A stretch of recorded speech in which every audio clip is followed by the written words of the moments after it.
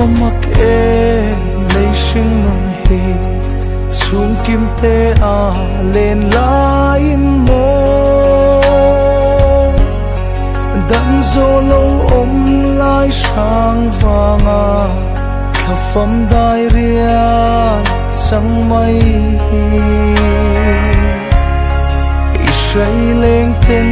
kan tiam nem le phong chang mayan kan phal lo che kan zuam lo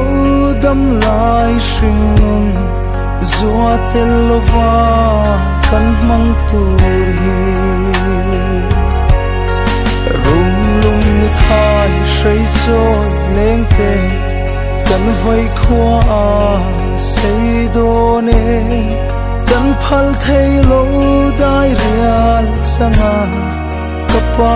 kapa lo ho le ro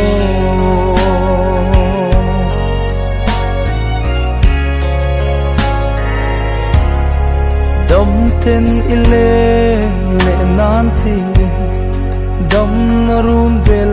zai kan re la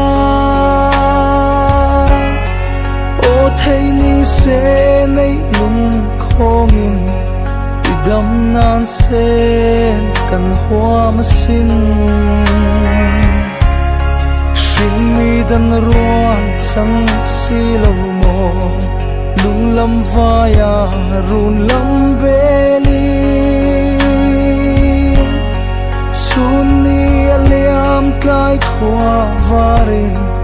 ifam chanda alori rung lung ni thai sei choi leng te kan vai khua a va sei do ne kan phal thei lo dai rial sanga kapa lo ho le ro